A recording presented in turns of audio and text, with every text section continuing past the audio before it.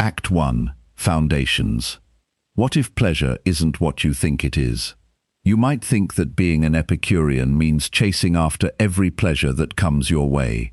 Drinking, eating, indulging without restraint. That's the image people have of it, and it's almost the opposite of the truth. What this philosophy proposes is far more demanding, far more interesting, and far more useful for living today than this cliché that has been dragging on for centuries. There are dozens of entry points into this way of thinking. The goal here is not to offer an exhaustive account, but to give you lines of reflection from which you can begin your own research. Let's start by getting rid of this cliché, saying, "I'm an Epicurean," to justify gluttony, a fondness for alcohol or even drugs, or to justify a taste for carnal pleasures, what some call lust, while claiming the philosophy of Epicurus. This misunderstanding is comfortable because it gives philosophical cover to excess. The problem is that Epicurus says precisely the opposite. For him, happiness can never be achieved through excess. That's a starting point, not a conclusion, and we need to understand why, so we never again confuse Epicureanism with unlimited hedonism. To understand this misunderstanding, we first need to understand who this man was and in what world he was thinking. Who was Epicurus? Epicurus was born in 341 BCE on the island of Samos to an Athenian family. He grew up in a world that had just been upended. Alexander the Great had conquered an immense empire, then died young, at 32, with no designated successor capable of holding such a territory together. This empire fragmented among his generals, what are known as the Wars of the Diadochi, decades of conflicts, alliances, and betrayals between former brothers-in-arms turned rival kings. The Greek city-states, which had organized the political and moral life of their citizens for centuries, found themselves tossed about between these powers, gradually losing their real autonomy, even when they preserved the appearance of institutional independence. The individual was left alone, facing a world that had become vaster, more uncertain, more impersonal, a world where the city could no longer guarantee either security or meaning. This context is not a biographical detail. It is the key to the entire philosophy that will follow. When the great collective structures waver, the urgent question is no longer how to govern the city well, as Plato or Aristotle had asked a generation earlier, but how can I, individually, live a happy life in a world I don't control? This is the whole meaning of the garden's withdrawal into itself, a small, chosen community, almost a philosophical family, rather than an entire city to reform. Epicurus formulates a piece of advice that would become one of his most quoted maxims: live hidden. Not out of cowardice or contempt for the world, but because in his eyes, public life, the pursuit of glory and power, is precisely the terrain where the desires most difficult to master proliferate. Before Athens, there was a long apprenticeship. Epicurus is said to have begun taking an interest in philosophy very young, around 14, puzzled that none of his teachers could properly explain to him where the primordial chaos described by Hesiod comes from. He then studied under several masters, including Nausiphanes, a disciple of Democritus, who passed on to him the fundamental idea that everything that exists is composed of atoms and void. This atomist hypothesis, which Epicurus would keep his entire life and develop considerably, deserves attention in a future video, so profoundly does it transform the way he thinks about nature, the gods, and death. Before founding his school in Athens, Epicurus first taught in Mytilene, then in Lampsacus, on the coast of Asia Minor, where he had already gathered a small circle of faithful disciples who would follow him all the way to the founding of the garden. Epicurus settled in Athens around 306 BCE and founded a school that would come to be called the Garden, because it was literally held in a garden he had purchased on the outskirts of the city. This place had something radical about it for the time. Women were admitted, which was rare in Greek philosophical schools. Freed slaves were admitted. A form of communal life was practiced there. Shared meals, discussions, friendship cultivated as a discipline. An inscription is said to have been placed at the entrance to the garden, inviting the stranger to stop and rejoice. For here, the greatest of goods is pleasure. This sentence, taken out of context, has fueled for 2,000 years the legend of Epicureanism as a philosophy of debauchery. Placed back within what it truly means for Epicurus, it says something entirely different, and it is this other thing that we are going to unfold. This reputation for debauchery was one Epicurus actually bore during his own lifetime, spread by rivals, notably from the nascent Stoic school and from certain Platonic circles hostile to his materialism. He was credited with sumptuous banquets, ritualized vomiting so as to eat more, dissolute conduct within the garden. The testimonies of his own disciples, and even certain hostile testimonies that end up contradicting themselves, paint instead the portrait of a man of almost austere sobriety. Bread, water, sometimes a bit of cheese for special occasions, such was the reality of his daily life. This tension between the black legend and the documented reality is itself a lesson. It shows just how much a philosophy of moderation disturbs, precisely because it deprives its adversaries of the easy pleasure of caricature, and they must then invent one. The garden did not remain an isolated curiosity.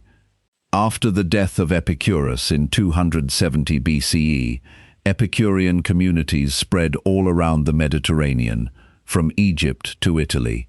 Centuries later, a certain Diogenes of Oenoanda, in present-day Turkey, would have the entirety of Epicurean doctrine engraved on a portico wall in his hometown, a wall more than 200 meters long, so that his fellow citizens could read it freely while strolling. This gesture, however extravagant in its form, sums up the spirit of the garden well, a philosophy that seeks to be transmitted, shared, lived in common, and not to remain the privilege of a closed elite. Of the immense body of work Epicurus is said to have written, several hundred scrolls according to ancient testimonies, almost nothing remains. A few letters, including the famous letter to Menoetius, which lays out the essentials of his moral doctrine, a few maxims collected after his death under the name Principal Doctrines, and fragments transmitted by other authors, notably the Latin poet Lucretius, who would later devote an entire poem on the nature of things to expounding and defending Epicurean physics for a Roman audience. It is largely thanks to these indirect sources, as well as to carbonized papyri found in a villa at Herculaneum, buried by the eruption of Vesuvius, that we know Epicurus's thought today. The irony is no small one. A philosophy that insists so much on the fragility and impermanence of things has largely come down to us by accident, saved from the ashes of a volcano. One last biographical detail deserves to be set down here, even though we will return to it in detail later. Epicurus died in 270 BCE, at 72 years of age, after several days of agony caused by kidney stones, a pain that ancient physicians counted among the most unbearable there is. According to the transmitted testimonies, he is said to have spent his last days writing a final letter to a friend, in which he affirms that the memory of past philosophical conversations entirely compensates for the sufferings of his body. Whether this scene is exact in each of its details or partly embellished by his disciples, it sets the tone for everything we are going to explore. A man who tried, to the very end, to live according to the principles he taught. Before dying, Epicurus himself designated his successor at the head of the garden, a certain Hermachus, thus ensuring an institutional continuity rare for an ancient philosophical school. The garden would indeed survive its founder for several centuries, weathering the Roman conquest, gaining adherents even among the Roman aristocracy, before gradually declining in the face of the rise of Stoicism first, then of Christianity, which would find in the materialism and rejection of divine providence, characteristic of Epicureanism, a particularly convenient adversary to caricature. It is largely from this late hostility, Christian as much as ancient, that the image of Epicurus as a thinker of vice, which we mentioned at the outset, originates. Another trait of Epicurus's biography deserves to be noted before moving forward, because it directly illuminates what follows. His personal relationships seem to have been a reflection of his doctrine on friendship, which we will encounter later.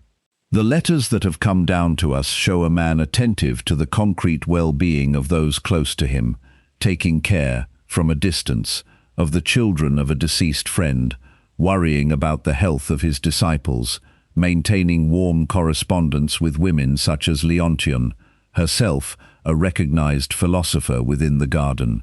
This contrast between the legend of the cynical pleasure-seeker and the documented reality of a man concerned with the concrete happiness of those around him is undoubtedly one of the greatest misunderstandings in the history of philosophy. The Epicurean canon. Before speaking of pleasure and pain, we must understand what Epicurus bases his knowledge of the world on, because his ethics is not just one opinion among others, it flows directly from his theory of knowledge. Epicurus identifies three criteria of truth. The first is sensations. For Epicurus, the senses never lie. They receive impressions from the external world, and these impressions are always true as impressions. Error never occurs at the level of the sense itself. It occurs only when judgment misinterprets what the sense has transmitted to it. If a stick plunged into water appears broken to you, your eye has not deceived you. It has faithfully transmitted the image that light sent to it. It is your judgment that commits an error by concluding too quickly that the stick is actually broken. The second criterion is prolepses, which could be translated as anticipations or common notions. These are a kind of general imprint that repeated experience engraves in us, allowing us to recognize things before even examining them in detail. When you hear the word horse, a general image immediately forms in your mind, drawn from every time you have seen a horse. This prior notion allows you to understand language and process information quickly. It is also thanks to prolepses that you can evaluate a new claim. If someone describes to you a four-legged animal that barks and wags its tail, your prolepsis of dog, built from all your past experiences, immediately allows you to verify whether this description corresponds to something you already know. Without these prior notions, every statement, every word even, would remain a riddle to be deciphered entirely from scratch, and no cumulative knowledge would be possible. Epicurus goes so far as to use this mechanism of prolepses for his theory of the gods, a point we will return to at length later. According to him, the very existence of the idea of gods in nearly all human cultures, this universal prolepsis of perfect and blissful beings, proves that something real exists to which this notion corresponds. Simply, he says, what humans then add to this initial notion, fear, divine wrath, arbitrary intervention in human affairs, no longer belongs to the prolepsis itself, but to erroneous judgments that have grafted themselves onto it. The third criterion is the affections, that is to say, precisely pleasure and pain. And it is here that the physics and the ethics of Epicurus come together. Pleasure and pain are not mere passing emotions of no philosophical importance. They are, on the same level as sensation, a criterion of truth. They indicate to us directly, without intermediary, what is good for us and what harms us. This is a capital point. When Epicurus speaks of seeking pleasure, he is not talking about a whim. He is talking about following the only reliable instrument a living being has to orient itself in existence. Epicurus's disciples would defend this idea with an argument that became famous, which we find reported notably by Cicero: observe a newborn. Before having developed the slightest capacity for reasoning, before having learned the slightest value transmitted by parents or culture, an infant already instinctively seeks what brings it well-being and rejects, by crying, what causes it pain. No one taught it this. It precedes all education, all social convention. For the Epicureans, this observation proves that pleasure is the primary good, the one toward which all life spontaneously moves before reason even intervenes to guide or correct it. To fully appreciate the radicality of this position, it must be set against its rivals. The skeptics, at the same period, drew an almost opposite conclusion from the same observation. If the senses can sometimes mislead us, then nothing can be trusted, and wisdom consists in suspending judgment on just about everything. Epicurus found this position untenable, almost absurd in practice. A man who truly suspended all judgment about the world couldn't even cross a street without wondering whether the car approaching really exists. For him, doubting sensation itself amounts to pulling the ground out from under one's own feet. One can doubt a judgment made about a sensation, never the sensation as such. Compared to the Stoics, who would develop almost simultaneously under the influence of Zeno of Citium, the difference is equally sharp. The Stoics place the supreme good in virtue alone, independent of all pleasure or pain, which they consider things indifferent to true happiness. Epicurus refuses this split between virtue and pleasure. For him, virtue has value only because it leads to lasting pleasure, that is, to ataraxia. A virtue that produced no well-being would be, in his eyes, a meaningless notion. This would be a constant point of friction between the two schools for centuries, becoming almost an emblematic doctrinal rivalry throughout the ancient world. It is this architecture that makes Epicureanism coherent from end to end. You understand nothing about its ethics if you treat it as a simple life maxim detached from the rest. It is the logical culmination of a theory of knowledge that places the body, sensation, and direct experience above all abstract speculation.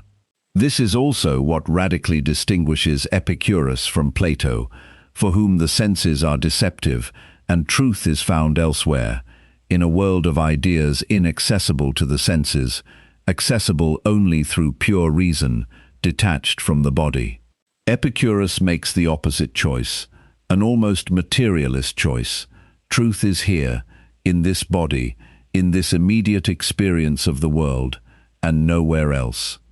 There is, moreover, something surprisingly modern in this approach.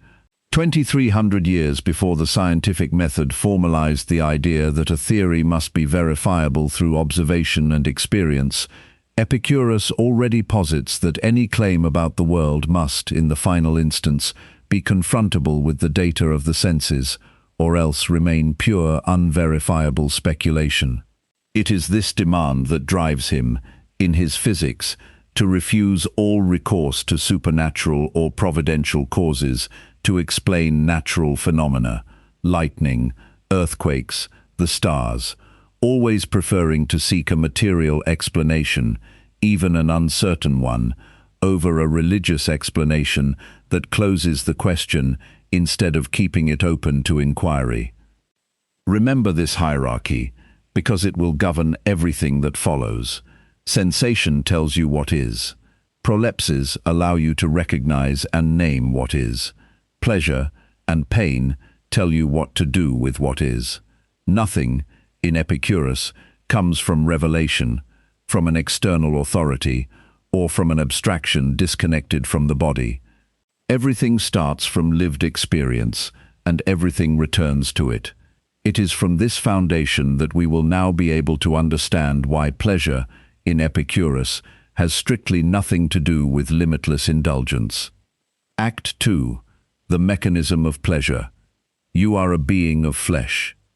You have a body, and by virtue of this body you experience sensations. These sensations are felt between two reference points, pleasure and pain.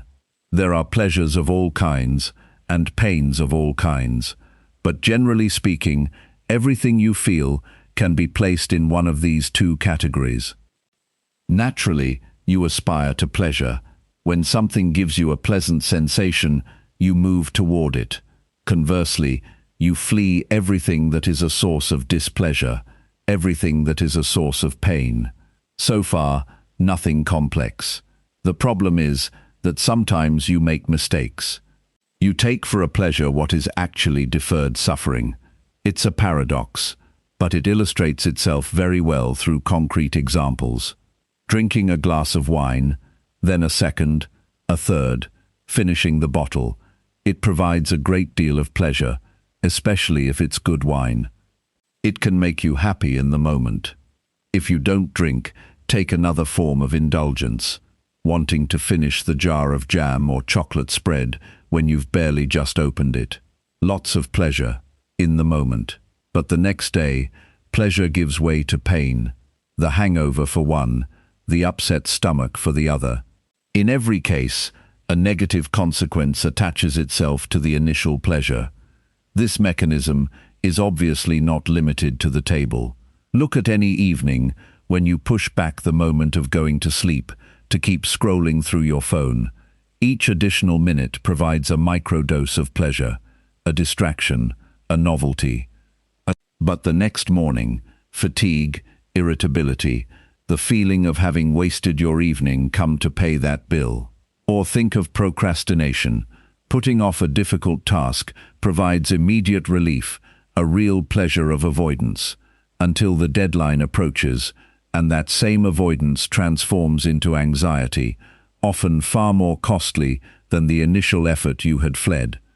In both cases, the mechanism is rigorously identical to that of the wine or the jar of spread, an immediate pleasure, isolated from its consequences, that turns against the person who pursued it, without discernment.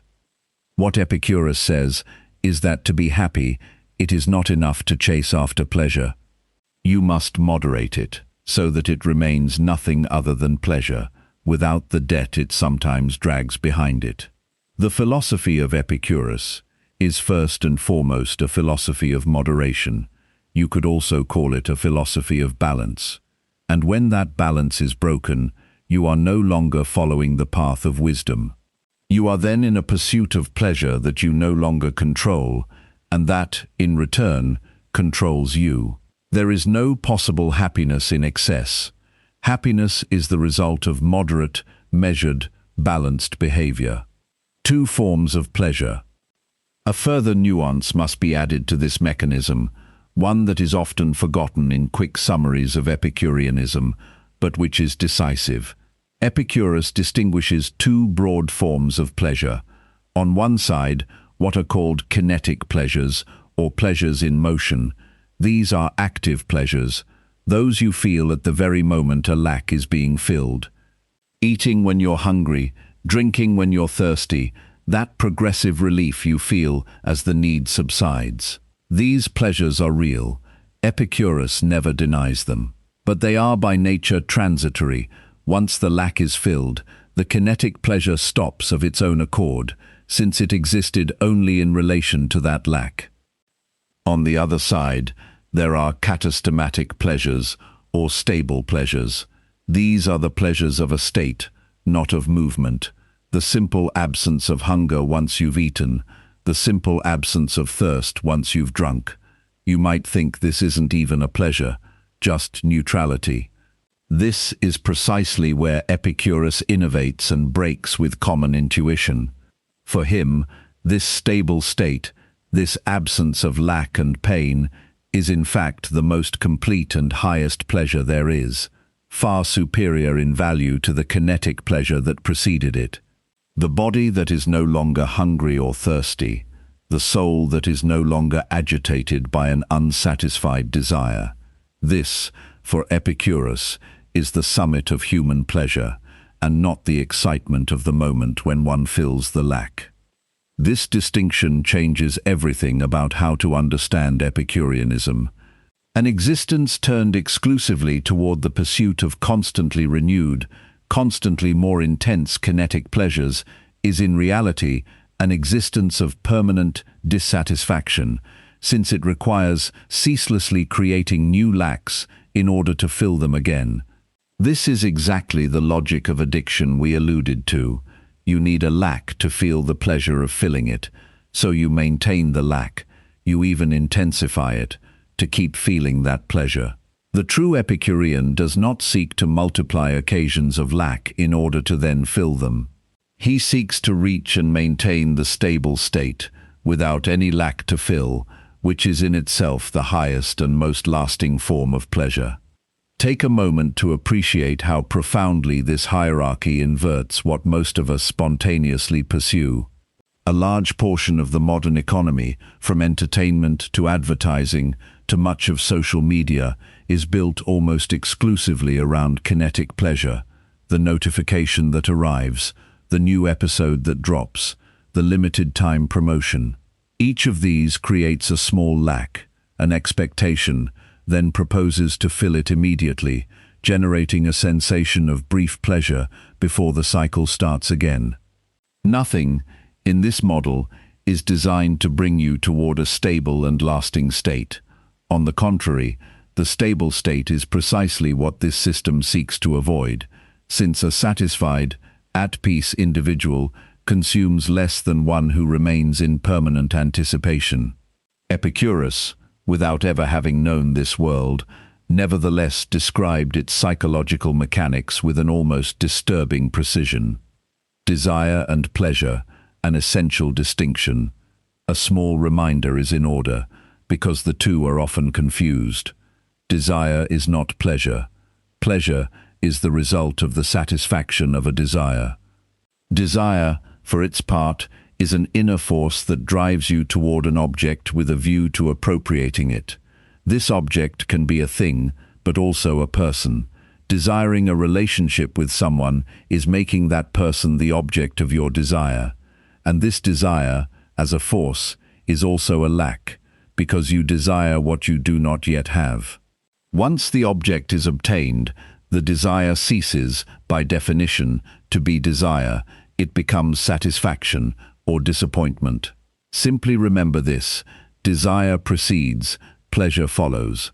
They are two distinct moments of a single movement, and it is by acting on the first that Epicurus will build his entire method. This is a methodological choice worth pausing over, because it is not at all obvious. One could imagine a philosophy of pleasure that would work directly on pleasure itself. How to intensify this or that agreeable sensation, how to prolong it, how to vary it. That is not at all the direction Epicurus takes. He chooses to go upstream, toward desire, because it is there, and only there, that the possibility of real mastery is at play. Once a pleasure is already occurring, it is already too late to moderate it from within. You must either let it run its course or interrupt it abruptly, which is often difficult and frustrating. On the other hand, upstream, at the moment a desire forms, you have a real margin of maneuver. You can examine it, question it, decide whether it deserves to be followed or not. It is precisely this preliminary examination that the typology of the three desires we are about to see will organize. Each time a desire arises in you, this grid allows you to ask it a simple question before even seeking to satisfy it. Is it natural? Is it necessary? And depending on the answer, you already know, before even acting, whether its satisfaction will bring you closer to ataraxia or further from it. The typology of the three desires. Epicurus proposes a classification that will become the practical tool of his entire philosophy. It is simple to state, but it requires genuine integration to change anything about the way you live. First, natural and necessary desires. Eating is a natural and necessary desire. Necessary for what? For survival. Natural why? because it is inscribed in your biological essence to nourish yourself. A need manifests itself clothed in the garment of desire. You desire what you need. Breathing is a need. Deprive yourself of oxygen for a few seconds, and you will desire to breathe more violently than you have ever desired anything. Sexual desire also falls into this category, not at the individual level, where each person is free in their disposition, but at the scale of all humanity. Without it, the species would go extinct. To this list, one can add sleep and shelter from the elements, which meet the same criterion. They are anchored in the very biology of the organism, and their absence produces immediate pain or danger. Epicurus is clear on this point.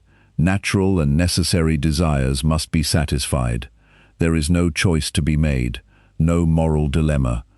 No problem arises here, and wanting to deprive yourself of them on principle through a form of excessive asceticism would be just as contrary to wisdom as the opposite excess.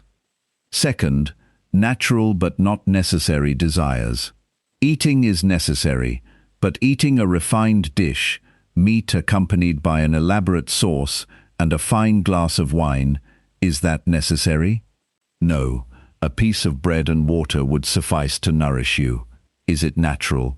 Yes, because on a gustatory level, it's pleasant, and humans naturally pursue what brings them pleasure. For this category of desires, Epicurus proposes a simple rule. They may be satisfied, but in moderation. 1 glass, 2 glasses, no more. It is exactly the spirit of the famous consume in moderation, not a prohibition, but a conscious limitation.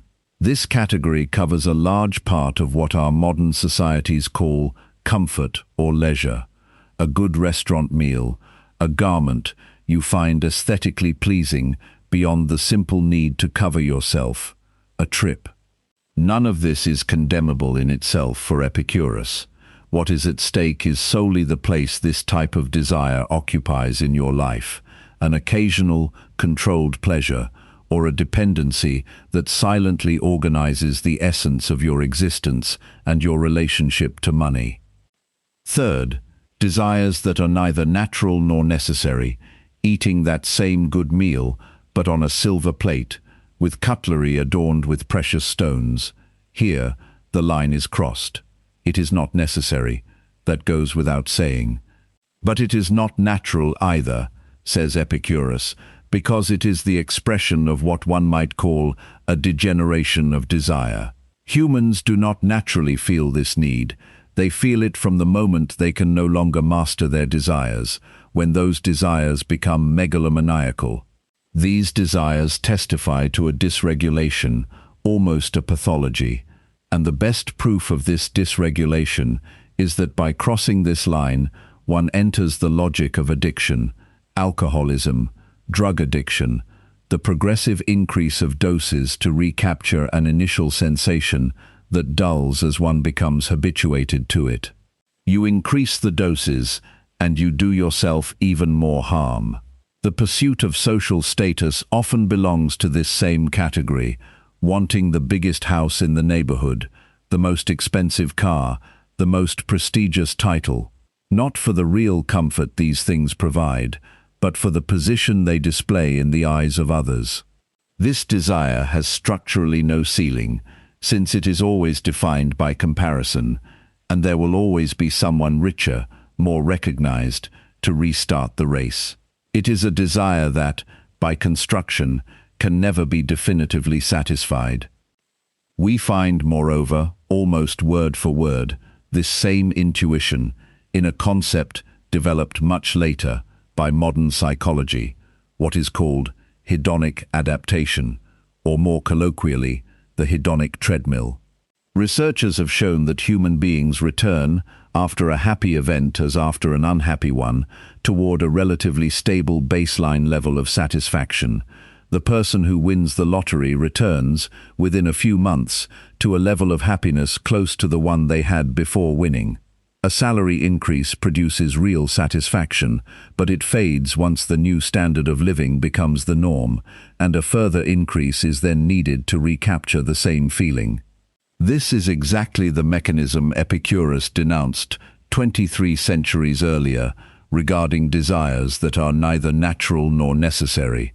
They create a race with no finish line, where each satisfaction merely shifts the threshold at which one begins to feel a lack again. Epicurus obviously did not have access to these studies, but his intuitive diagnosis, based on direct observation of human behavior, converges almost perfectly with what contemporary research has ended up measuring. To make this grid truly usable, let's take a present-day example and run it through Epicurus's 3 questions. You feel the urge to buy the very latest phone model that just came out, even though yours still works perfectly. First question, is it necessary? No. Your current phone already fulfills all the functions you actually need. Second question, is it natural, in the sense that it responds to an authentic pleasure and not to social comparison? Here you have to be honest with yourself. If the new model attracts you for a feature you will genuinely use, it is a natural but not necessary desire. Like the good meal, you can allow yourself it occasionally, in full awareness of its cost, without any problem. But if what attracts you is mainly the idea of having the latest version before everyone else, the status it projects, the fear of appearing behind the times, then you are sliding toward the third category, that of desires neither natural nor necessary, those with no ceiling, which, once satisfied, will immediately give way to a new lack the moment the next model comes out. The same object, the exact same purchase, can therefore belong to different categories depending on what, within you, truly motivates it. That is the whole practical value of this grid. It never judges the object of desire in itself. It forces you to examine the nature of the desire you bring toward that object. The philosophy of Epicurus is therefore not a philosophy of unbridled indulgence. It is a philosophy of frugality, a philosophy of the economy of pleasures. We are squarely within the Greek mentality of self-mastery, balance, and reason applied to desire. Ataraxia, the ultimate goal. But toward what, concretely, does all this discipline of desire tend? Toward a state Epicurus calls ataraxia. The word comes from Greek and literally means the absence of disturbance. It is not an intense, positive pleasure that one would actively seek, like intoxication or excitement. It is, on the contrary, a profound peace, a state in which the soul is no longer agitated by desires it does not control, in which the body is not disturbed by pain either.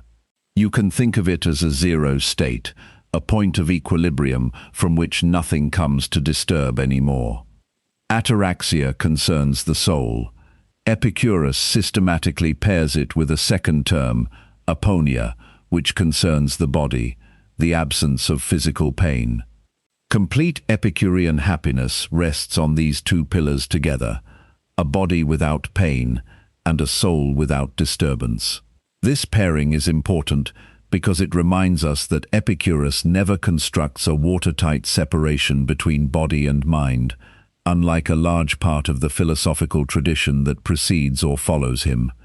The soul's disturbance, in his view, is almost always provoked by a poor management of the body and its desires, and conversely, a body at peace directly promotes serenity of spirit. The 2 constantly respond to each other, and it is precisely for this reason that the discipline of desires, which may at first seem to concern only very material questions like food or drink, has direct consequences for inner peace. This is where the true meaning of the garden's maxim comes full circle. When Epicurus says that pleasure is the greatest of goods, he is not talking about an accumulation of agreeable sensations. He is talking about this stable and lasting state, this absence of disturbance, which needs no excess to maintain itself. Contrary to the popular image, the accomplished Epicurean is not the one who multiplies pleasures. It is the one who, through moderation and discernment in desires, barely feels lack anymore. A little bread, a little water, and the presence of a few friends suffice for him to reach a happiness that no rich person governed by unlimited desires can ever attain. But achieving ataraxia and aponia presupposes having already neutralized the great fears that, in most human beings, structurally prevent this peace from settling in, even in those who otherwise perfectly master their material desires.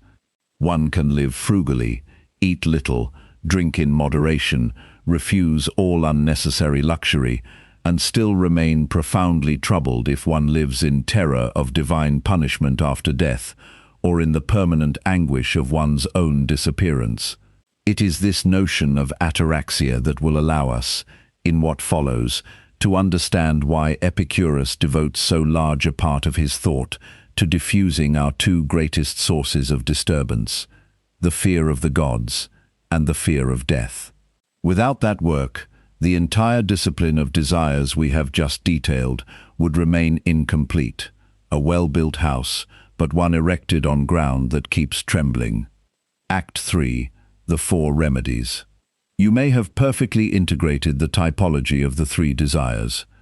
You may eat in moderation, drink in moderation, refuse the silver cutlery and the golden plates, and yet remain profoundly troubled, because there exist two fears that depend on no material excess, two fears lodged far deeper than appetite or the thirst for status, the fear of the gods and the fear of death. As long as these two fears have not been diffused, ataraxia remains out of reach, whatever the wisdom of your relationship to desires may otherwise be. It is to answer precisely this problem that Epicurus elaborates what has been called, since antiquity, the tetrapharmakos, literally, the four-part remedy. It is found condensed in the first four principal doctrines, four short formulas, almost mantras, that the disciples of the garden were invited to memorize and repeat to themselves in order to re-educate, day after day, their reflexes of thought. Here they are. The gods are not to be feared. Death is nothing to us. The good is easy to obtain. Suffering is easy to endure. Let us take them one by one. First remedy. The gods are not to be feared. First, a point that many are unaware of must be clarified. Epicurus is not an atheist. He does not deny the existence of the gods. He even relies, as we saw in Act 1, on the universality of this notion among humans to affirm that something must exist behind it, a prolepsis being unable to arise from nothing. But the gods he describes have almost nothing in common with the deities of popular Greek religion. For Epicurus, the gods exist in the intermundia, spaces situated between worlds, where they lead a perfectly happy and perfectly tranquil existence, exactly the model of ataraxia that the sage seeks to attain. And it is precisely this perfect bliss that makes them, by nature, incapable of taking an interest in human affairs. A god who would intervene in the world, who would punish, reward, or become angered by human behavior, would by definition be a troubled, agitated god, and therefore a god who had lost the bliss that defines him as a god. For Epicurus, the very idea of a vengeful god is a contradiction in terms. This theology has an immense practical consequence.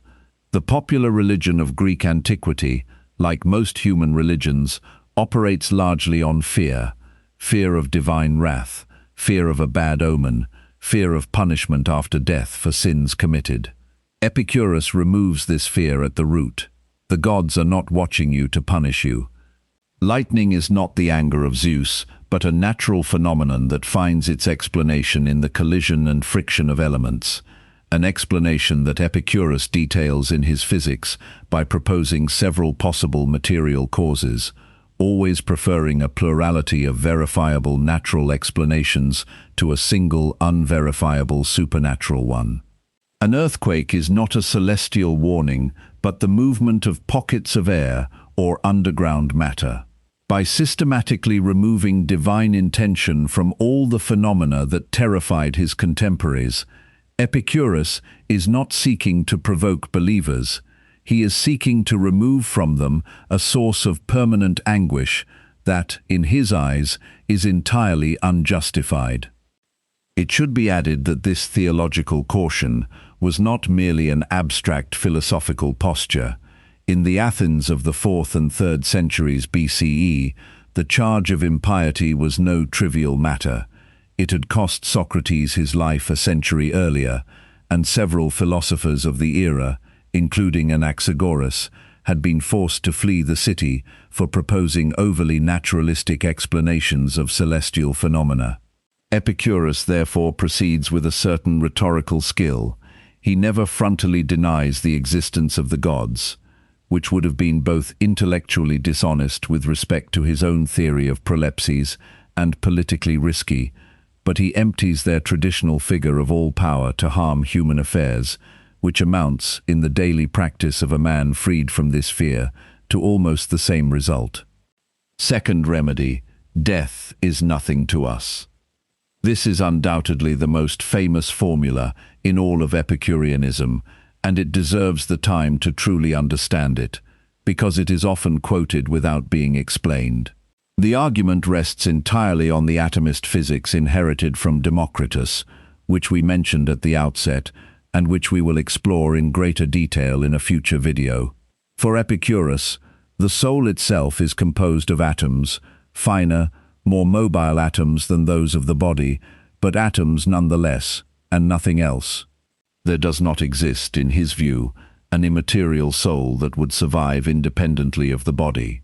Now, at death, the body disperses, its atoms separate, and the atoms of the soul disperse in exactly the same manner, since they depend on the bodily structure to remain assembled and to function.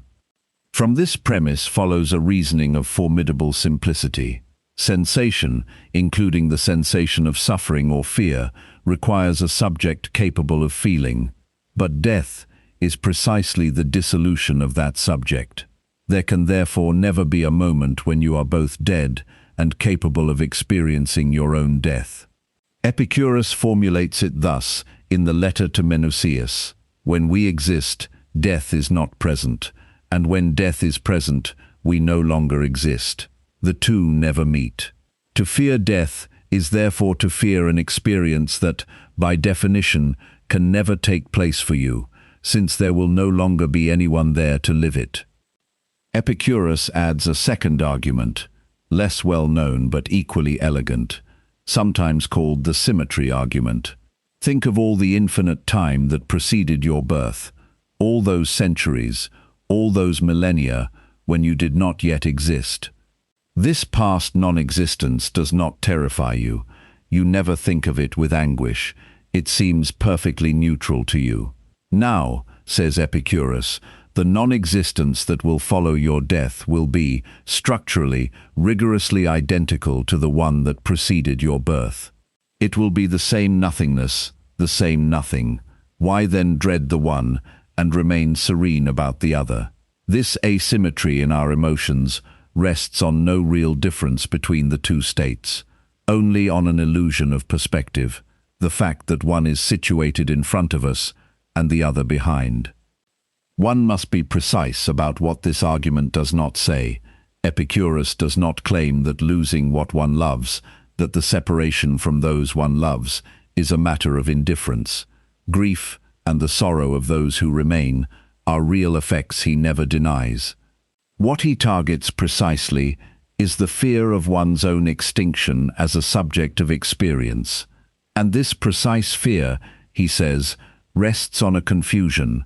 It imagines death as a state one would continue, in one way or another, to undergo, when it is precisely the absence of any subject capable of undergoing anything at all. It should nevertheless be noted, out of intellectual honesty, that this argument has never been unanimously accepted, even among philosophers who take Epicurus seriously. In the 20th century, The American philosopher Thomas Nagel proposed an objection that has become classic. According to him, what makes death bad is not a suffering it would inflict on an existing subject, but precisely the deprivation it constitutes. Everything life could still have offered you and will offer you no longer. For Nagel, one can be deprived of a good without needing to exist at the moment of that deprivation for it to constitute a real evil nonetheless. Somewhat like saying that a man deceived without ever knowing it has truly suffered a wrong, even if he felt no conscious suffering from it. This objection does not entirely refute Epicurus, but it shows that the subject remains, to this day, actively debated in philosophy, more than 2,000 years after the letter to Menuisius, which incidentally testifies to the solidity and depth of the original argument, capable of continuing to fuel reflection so long after having been formulated. Third remedy: the good is easy to obtain. This third remedy leads directly back to what we established in the previous act, but it must be reformulated as a remedy in its own right, because it combats a specific anxiety, the fear of never having enough, of never reaching a sufficient level of comfort to be happy. Epicurus reminds us that what a body truly needs to achieve aponia, the absence of physical pain, is in reality minimal and easily accessible: bread, water, shelter. What makes happiness hard to achieve is never the real demands of nature, which are always modest, but the artificial demands that opinion and social comparison come to add to them. By narrowing your desires around what is natural and necessary, you place happiness within immediate reach, instead of pushing it endlessly toward an ever higher threshold of wealth or status. Fourth remedy: suffering is easy to endure. The last remedy attacks the fear of pain itself, independent of death. Epicurus observes, with an almost clinical lucidity, that physical pain obeys a fairly constant rule. Either it is intense, in which case it is brief, the body being unable to sustain extreme suffering very long without losing consciousness, or without the cause itself being exhausted, or it is chronic and prolonged, but in that case it is generally moderate, and the organism eventually becomes at least partially habituated to it. The two most dreaded forms, pain that is simultaneously extreme and permanent, are rare, and when they do arise despite everything, Epicurus invites us to mobilize one last resource: the memory of past pleasures and the anticipation of future pleasures, which even the most intense physical suffering cannot entirely erase from the mind. It is a mental remedy applied to a bodily ill, and it will find, in Epicurus's own life, its most striking illustration. We find, moreover, an almost identical version of this reasoning centuries later in the cognitive techniques used by certain modern approaches to chronic pain management, where the patient is invited to place a painful sensation within a broader temporal perspective rather than being absorbed solely by its immediate intensity. Epicurus had neither brain imaging nor the vocabulary of contemporary psychology, but the central intuition that the relationship the mind maintains with pain directly influences the intensity with which that pain is experienced, has remained remarkably stable across the centuries. The death of Epicurus. We mentioned, in Act 1, the last days of Epicurus, felled by kidney stones after a life of sobriety. It is time to return to it with all the tools we have now laid out. According to the testimony transmitted by Diogenes Laertius, Epicurus, feeling his end approaching, had himself placed in a warm bath, asked for undiluted wine, and spent his final moments writing a letter to his friend Idomeneus. In this letter, he describes extreme pain in the bladder and intestines, pain he himself describes as impossible to surpass. And yet, in the same letter, he affirms that this suffering is counterbalanced, entirely counterbalanced, by the joy the memory of past philosophical conversations with his friends gives him. Whether one takes this account at face value or sees in it a posthumous staging constructed by his disciples to illustrate his doctrine, the important thing lies elsewhere. This scene condenses exactly the four remedies into a single moment. No trace of fear of the gods, no trace of fear of death itself. Epicurus does not worry about what will follow. He focuses on what is still here, the present pain, and on what can attenuate it, memory. The good, friendship, shared conversations had been easy to obtain throughout his life of embraced frugality, and the suffering, as extreme as it is in this precise instant, remains bearable because it is placed in balance, in the very mind of the dying man, with everything that came before. This is what it truly means to live as an Epicurean, not a guarantee of never suffering. Life offers that to no one, but a way of passing through suffering when it comes, without adding to it the additional layer of metaphysical terror that most people attach to it without even realizing. Epicurus died in 270 BCE, leaving behind a school that would survive him for centuries, and a four-part remedy that continues, to this day, to circulate well beyond university circles, even into certain contemporary approaches to anxiety management. This serenity displayed even in the most extreme pain nevertheless raises a question that can no longer be avoided. If the Epicurean sage is content with so little, bread, water, a few friends, why do so many people, in every era, pursue ever more instead, seemingly never able to stop? It is this question that will lead us, in what follows, toward a Greek concept even older than Epicurus, a concept that describes precisely the moment when desire ceases to obey its own nature and turns against the one who carries it, hybris. Act 4. Hybris and a modern reading. A clarification is in order before going further, and it must be stated clearly, because from this point on, we are partially leaving the text of Epicurus himself. The word we are about to explore, hybris, does not belong to Epicurus's technical vocabulary. It is an older concept, deeply Greek, found above all in the tragedians, in Aeschylus, in Sophocles, and in a good portion of the Greek moral literature that predates the Garden. What we are going to do here is a reading, a reasoned extension of Epicurean philosophy with the help of a neighboring conceptual tool, and not a quotation from Epicurus. This distinction is not a methodological detail, it is a matter of honesty toward the thought one claims to transmit. Hybris, the excess that turns against itself. In Greek tragedy, hybris refers to that excess that drives a man to overstep the limits his mortal condition imposes on him, to behave as though he were the equal of the gods, to want always more than his nature and his place in the world allow. Systematically, in these stories, hybris calls forth a response, nemesis, the vengeance of the gods, the backlash that comes to punish the excess and restore the violated balance.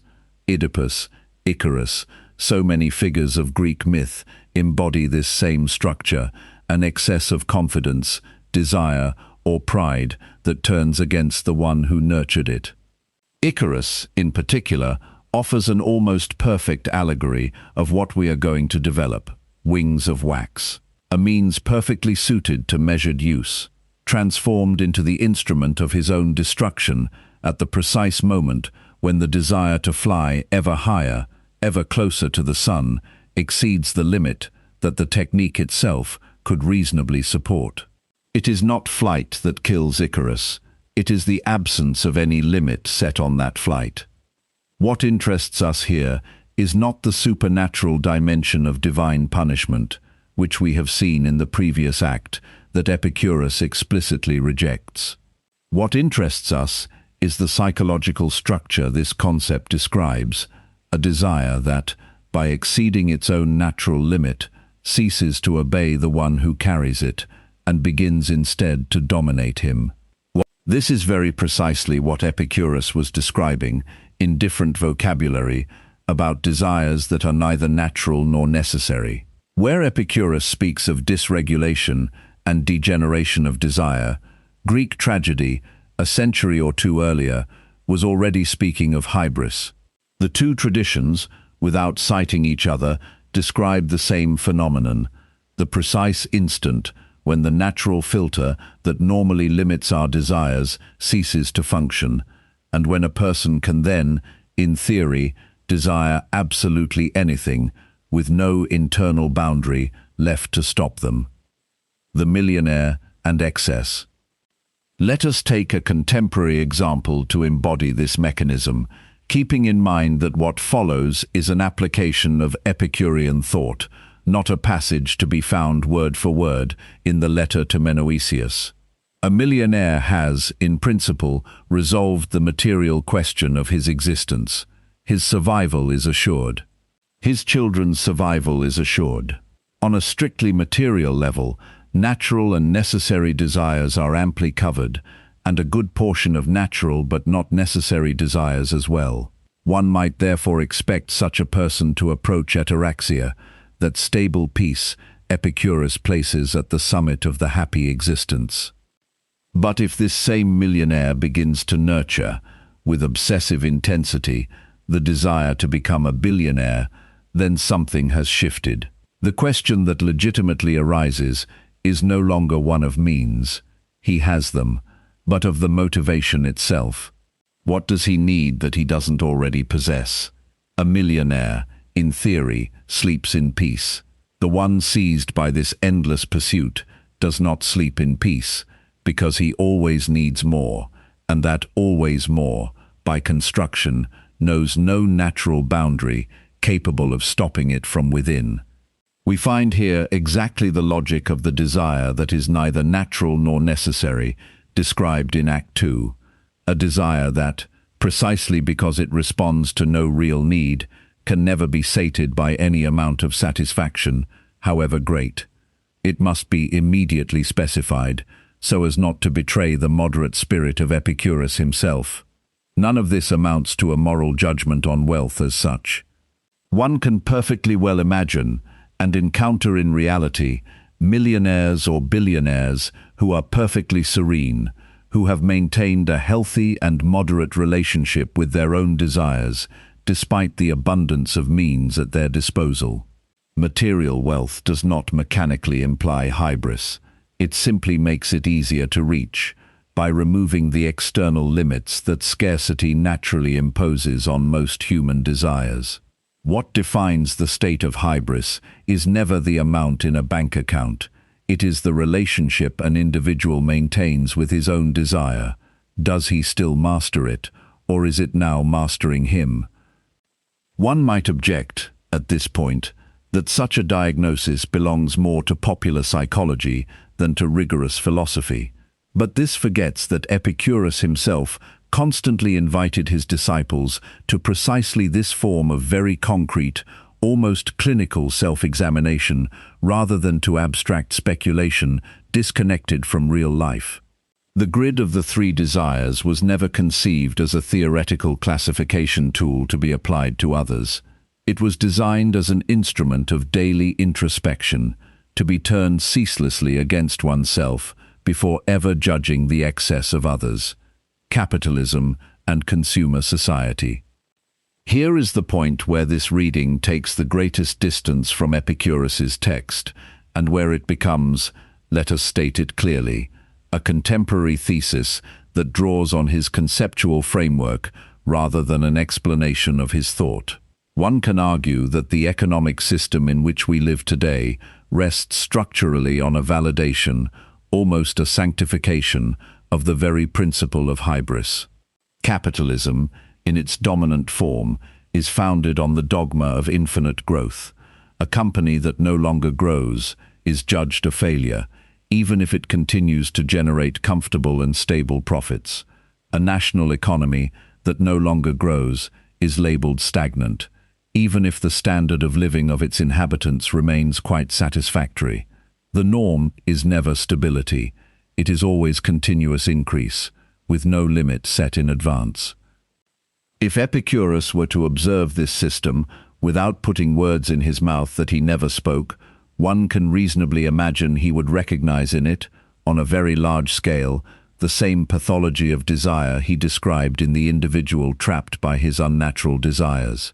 An entire structure organized around the impossibility, in principle, of ever reaching a stopping point, a stable state, a collective ataraxia. The Greek word for this absence of limit was already available before him: hybris, the limitlessness, the overstepping of natural measure.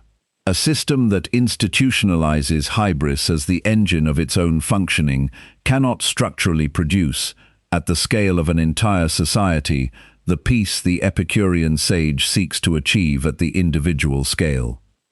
This reading can be observed very concretely in the daily workings of our consumer societies. You need only set foot in a shopping mall to understand how thoroughly everything, the layout of the aisles, the lighting, the music, the limited-time promotions, is designed to encourage you to obey your purchasing impulses rather than to question them. Some retailers go so far as to deliberately remove clocks and windows from their sales floors, precisely to disorient the perception of passing time and extend, without the customer being fully aware of it, the duration during which they remain exposed to the temptation to buy. Psychology has long established that an impulsive purchase very often reflects a deeper lack than the object itself can truly fill, an attempt to compensate, through a material acquisition, for a void that resides elsewhere. The British psychoanalyst Donald Winnicott proposed a useful concept for understanding this mechanism from early childhood, that of the transitional object. The infant attaches to a comfort blanket that symbolically fills the absence of the maternal figure, before this transitional object gradually gives way, as the child grows, to other substitute objects, toys, then later, in adulthood, a whole range of consumer products. Through all these stages of life, one remains in exactly what Epicurus was talking about, the attempt to find outside oneself a stable satisfaction that one cannot achieve within oneself.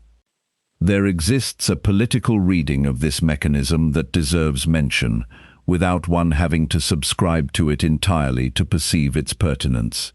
Alexis de Tocqueville, in his analysis of modern democratic societies in the 19th century, had already noted that these societies no longer truly need tyrants in the classical sense, figures who would impose their will through direct and visible coercion. Tocqueville described instead the emergence of what he called a tutelary power, gentle, regular, foresighted, that does not break wills but softens them, that does not openly tyrannize but hinders, compresses, enervates, extinguishes, stupefies, until it reduces each nation to a flock of timid and industrious animals. Transposed to the logic of consumption, this intuition takes on particular force. It suffices to orient a population's desires skillfully enough, to make it desire things of its own accord, to obtain from it an obedience that no external constraint could have produced as effectively. Replacing domination over bodies, made up of explicit prohibitions and obligations, with an ideology of desire, renders control nearly invisible, since no one feels constrained. Each person simply believes they are following their own wishes. A people governed by unlimited desires, desires that have been carefully maintained and multiplied rather than contained, becomes, without any force ever being necessary to compel it, a perfectly governable people. At this point, one can measure the gap between the society this system produces and the society the Garden of Epicurus envisioned. Our society is not an Epicurean society. It is, in fact, quite radically distant from one. Nor is it simply a utilitarian society in the philosophical sense alluded to in the previous act. Utilitarianism, despite its adherence in principle to the idea that enjoyment constitutes the essence of human happiness, nonetheless preserves the idea that a rational calculation of consequences can, and must, limit certain immediate pleasures in the name of a greater overall benefit over time. Contemporary consumer society has blown even this last calculating safeguard. The very notion of limit, as limit, has become suspect in it, almost disqualified on principle, as if every boundary placed on desire necessarily amounted to a frustration to be fought, rather than a wisdom to be cultivated. This critique must be immediately nuanced to avoid tipping into the opposite caricature. The rejection of all limits has also, historically, allowed real liberations, and one easily understands why the entrepreneur building a project, the artist exploring new forms, or more broadly, anyone engaged in a genuinely creative endeavor, instinctively distrusts the idea of limit, since it can also become a pretext for resignation or immobility. The question is therefore not to reject all self-transcendence wholesale as a condemnable form of hybris. It is to know, at the collective scale this time, what the complete and generalized abolition of every limit would produce. Most likely, not universal liberation, but a form of the law of the strongest, where each person would pursue their desires with no further regard for those of others. A rule that must be explicitly formulated, that must be engraved in written law, is already, in a certain sense, a rule that has been lost within the individuals themselves. It only needs to be formulated because it no longer spontaneously inhabits hearts and minds. It is precisely because this inner self-regulation is lacking on a large scale that law becomes necessary in a society where each person has, moreover, surrendered a large part of their individual sovereignty to structures beyond their control. A child who would grow up without any rules, within a society that continues to impose them everywhere else, would not thereby become a freer being. Most of the time, such a child would simply become a being ill-adapted to that tension. This is perhaps, in its negative space, the most current lesson one can draw from a philosophy 23 centuries old. The limit is not the enemy of happiness. It is, very often, its silent condition. One question remains that we have not yet posed directly, and that will occupy us in what follows. If moderation, frugality, and the mastery of desire are so difficult to maintain alone, facing an entire system that pushes in the opposite direction, does there exist, in Epicurus, a resource that would allow one to sustain this discipline over time, without exhausting oneself in a solitary effort of will? The answer lies in a single word, and it is perhaps the most underestimated concept in all of Epicurean philosophy: friendship. Act 5. Living as an Epicurean today.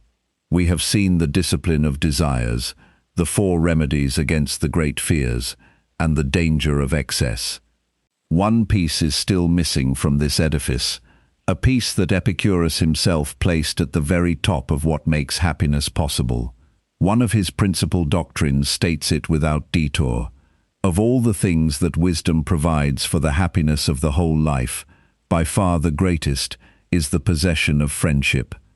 Not moderation, not even philosophy itself as an intellectual activity. Friendship. Friendship as a practical foundation. It is no accident that Epicurus never sought to make his philosophy a solitary doctrine, a wisdom each person would develop alone in their corner through sheer personal willpower. The garden, as we saw in Act 1, is not merely a place of teaching. It is a community of life, where people eat together, help one another materially, support one another through difficult times. This collective dimension is not a pleasant supplement to the doctrine. It is a structural component of it. Epicurus understood well what experience still largely confirms today: individual willpower alone runs out. Sustaining a discipline of moderation in the face of an entire world organized, as we saw in the previous act, around the permanent stimulation of desire, is a task that wears down even the most solid determination if it rests solely on the shoulders of a single individual. Friendship provides what willpower alone cannot supply over the long term: a benevolent outside perspective, a constant reminder that chosen frugality is not a solitary and absurd privation, but a shared way of life, validated, embodied by others who live it alongside you. There is a debate, already lively in antiquity and still active among historians of philosophy, about the exact nature of this Epicurean friendship. Some report that the very first disciples would have justified friendship in an almost utilitarian manner. One cultivates friends because it provides security and mutual aid, a rational calculation of expected benefits, which earned the school a recurring criticism, notably from the pen of Cicero, who found this justification too self-interested to deserve the name of true friendship. But later texts from the Garden, particularly those of Philodemus of Gadara, found precisely among the carbonized papyri from Herculaneum mentioned in Act 1, show a clear evolution of the doctrine. Authentic friendship, according to this more mature tradition, ends up being sought for its own sake, independent of any calculation of utility, even though it may indeed have begun, at the origin of the bond, by meeting a need for security. The initial calculation gradually fades before genuine attachment, until the friend is no longer perceived as a means but as a good in himself, as precious as the ataraxia he helps produce. This doctrinal evolution has something quite true about it on the level of ordinary human experience. Many deep bonds do in fact begin with a concrete utility, a shared neighborhood, working together, occasional mutual help, before becoming, over time, attachments that no longer reduce to that initial utility and that would survive even if that utility were to disappear. Epicurus, by placing friendship at the summit of his hierarchy of goods, is therefore not offering a naive eulogy of an abstract sentiment. He describes a concrete, observable process by which a bond born of need becomes a bond that transcends need. The letters we have from Epicurus, already mentioned in Act 1 in connection with Leontian, confirm this lived practice of friendship well beyond theory.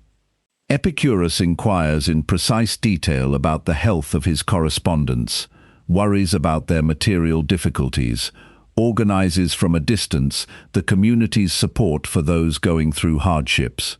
Nothing in these exchanges betrays a cold calculation. What one finds instead is a constant, almost daily attention to the concrete well-being of other members of the garden.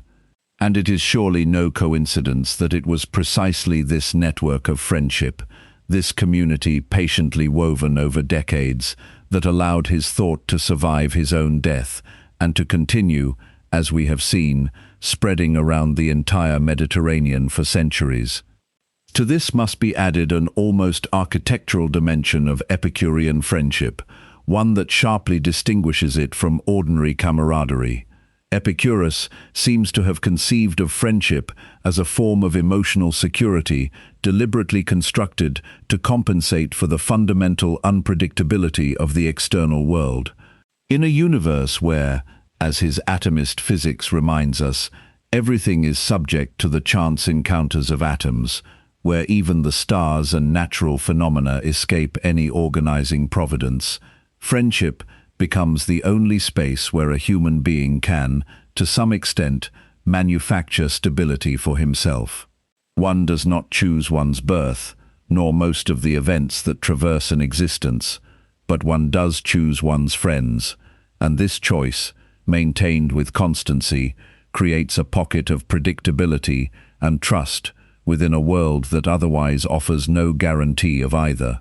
This is perhaps the precise reason why friendship occupies such a central place in a philosophy that is otherwise so attentive to stripping existence of every illusion of control over the great forces that run through it. Friendship is the only domain where human control, modest but real, is fully exercised. One better understands, in light of this function, why the Epicurean communities that developed after the founder's death took care to reproduce, Almost everywhere they established themselves, this same structure of communal life, rather than limiting themselves to the simple transmission of a written doctrine. It would not have been enough to read the principal doctrines to become an Epicurean in the full sense of the term. One also had to, and perhaps above all, belong to a garden, to a living community of friends sharing the same way of life, the same discipline of desires, the same refusal of metaphysical fears.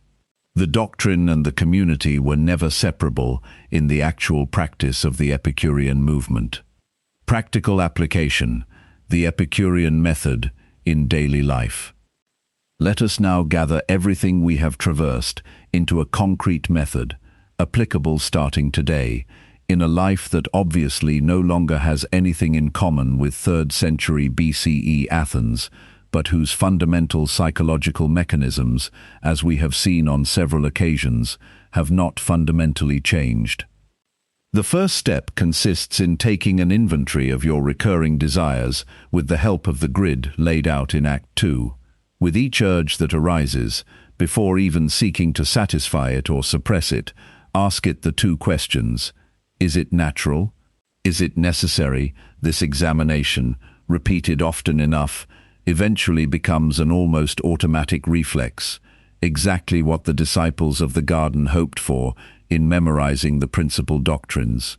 You do not need to renounce all natural but not necessary desires, the good meal, the aesthetic pleasure, the occasional trip. You only need to know how to identify them as such, in order to experience them consciously, in moderation, rather than letting them slide, without your realizing it, toward the third category, the one with no ceiling. The second step consists in systematically favoring, whenever a choice presents itself, katastatic pleasure over kinetic pleasure, the distinction laid out in Act 2. Faced with a decision, ask yourself which of the two options brings you closer to a stable and lasting state, rather than to a brief excitement followed by a new lack. It is not always the same answer depending on the situation, but the question itself, asked regularly, progressively reorients your choices toward what Epicurus considered the summit of human pleasure. Concretely, this can translate into very simple everyday trade-offs, preferring, on an evening of fatigue, an hour of genuine calm and rest to an additional hour of content consumed out of inertia, which you already know, from repeated experience, will yield only a fleeting satisfaction followed by mild regret. Or again, faced with a possible purchase, honestly asking yourself whether the envisaged acquisition fills a real and lasting lack, or whether it merely displaces, once again, the threshold at which a new lack will appear, exactly as we saw with the phone example in Act 2. This question, simple in appearance, is often enough on its own to reveal the true nature of a desire before you have even needed to run it through the full grid of the three categories. The third step consists in actively protecting yourself from the mechanisms of institutionalized hybris described in Act 4, not by withdrawing from the world in a radical way, which would rarely be practicable, but by consciously reducing your exposure to devices specifically designed to stimulate unnatural desires. Notifications whose only function is to create an artificial lack, social comparisons sustained by certain uses of networks, targeted advertising that exploits precisely the flaws of the hedonic adaptation mentioned earlier. The point is not to demonize these tools wholesale, but to recognize that they are, structurally, closer to hybris than to ataraxia, and to adjust your exposure accordingly.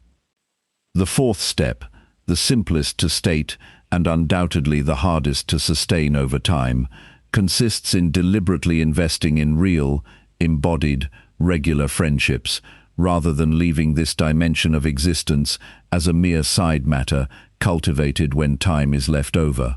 The garden reminds us that moderation is not a solitary exploit to be accomplished alone against the entire world, but a practice that is supported, verified, and reinforced within a chosen community, even one reduced to a few people.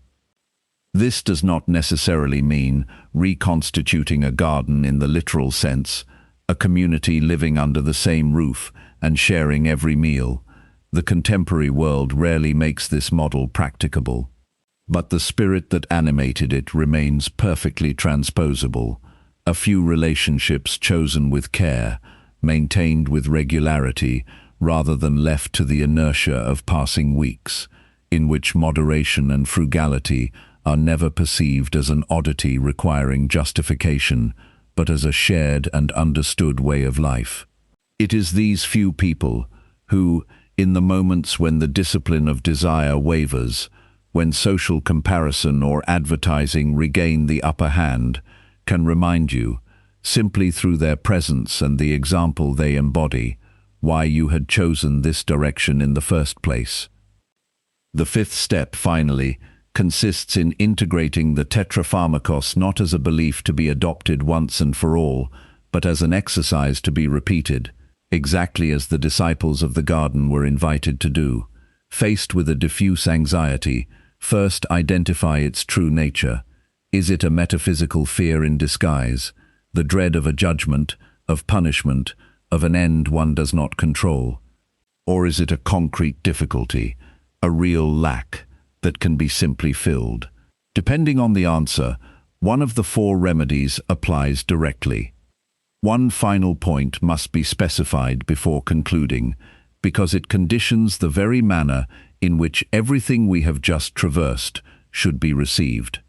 Epicurus never presented his method as an external constraint, a set of moral rules to be followed out of duty or fear of others' judgment, which would have been profoundly contradictory with his entire theology developed in Act 3. Every step of this method is only valid if it is experienced as a freely consented adjustment toward greater real and lasting pleasure, never as a punishment disguised as wisdom. An Epicureanism lived in guilt and rigidity would betray, at the root, the very spirit of the doctrine it claimed to follow. Measure itself must remain measured in its application. This is perhaps the last irony, and the finest, of this entire philosophy. You began, at the very start of this video, with a question: what if pleasure isn't what you think it is? You now have, with you, an answer far richer and far more demanding than the cliché we disposed of in the opening minutes. Pleasure, in Epicurus, is never a headlong flight. It is a state one reaches by learning to want less, not by learning to obtain more. It is a peace one builds by honestly examining each of one's desires, by diffusing the fears that never, in reality, had any hold on us, and by choosing one's traveling companions with as much care as one's pleasures themselves. 23 centuries after his death in that warm bath, surrounded by the only thing he had ever truly considered indispensable, the memory of his friends, Epicurus continues to offer a concrete alternative to an era that has, more than ever, institutionalized the limitlessness of desire as the engine of its own functioning. He does not invite you to renounce pleasure. He invites you to finally find it where it truly resides. What this philosophy proposes, at bottom, has never been a disguised asceticism or an austerity dressed in appealing clothes. It is a promise of a simplicity almost unsettling for an era that has made complexity and accumulation its cardinal values. A little bread, a little water, a few friends chosen with care, and the absence of disturbance. That is not nothing. It is even, if one takes Epicurus seriously to the end, very exactly everything a human being truly needs to live a happy life.